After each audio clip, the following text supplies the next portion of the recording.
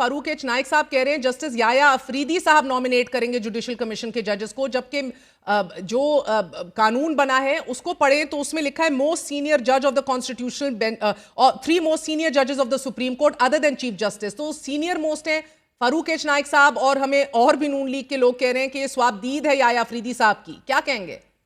नहीं, मैं तो नहीं समझता कि कानून में इस किस्म की कोई भी गुंजाइश है। जो आइन का जो आर्टिकल है जहाँ सीनियर मोस्ट लिखा हुआ है, तो सीनियर मोस्ट मींस जो नंबर 2 पे मंसूर अली शाह साहब, नंबर 3 पे मुनीब अख्तर साहब।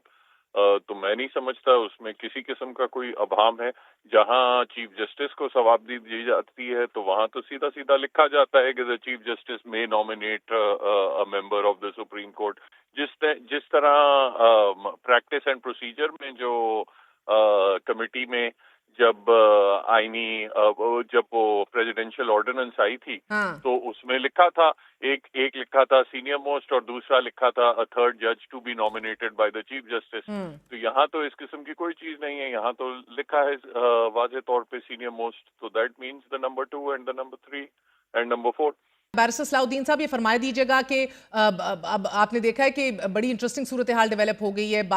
अभी इलेक्शन के रिजल्ट्स भी सामने आ रहे हैं हमारे। आसमा जहांगीर एक मुजामत और रेजिस्टेंस का इस्तारा थी हमेशा, और उनके नाम का ग्रुप आसमा जहांगीर ग्रुप इलेक्शन जीत गया है, जबकि जो इस वक्त मुजामत और रेजिस्टेंस दिखा रहा है वो ग्रुप तो हामिद खान का है जो हार गया है।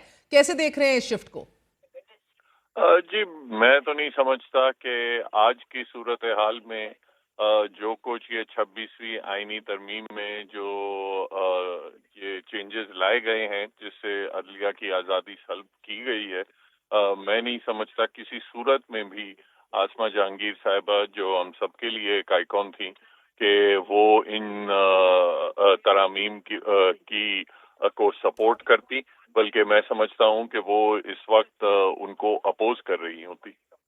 और अब आपको लग रहा है कि वुकला तहरीक मुतासिर होगी जो आसमा जहांगीर ग्रुप जीत गया है और हामिद खान का ग्रुप हार गया है, जो मुमकिन देखिए मैं वुकला तहरीक आप लोग चाह रहे थे निकालना?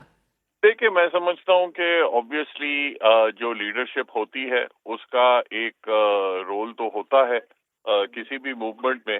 मगर जो मूवमेंट किसी प्रिंसिपल पे मबनी हो, मैं नहीं समझता कि ये टेम्पररी इलेक्टोरल रिजल्ट से उस पे कोई लॉन्ग टर्म इफेक्ट आता है। मैं समझता हूँ क्योंकि वो एक असूल पे मबनी है, तो वो मूवमेंट चलती रहेगी। बहुत बहुत शुक्रिया। बैरिस्टर सलाउद्दीन हमारे साथ मौजूद थे।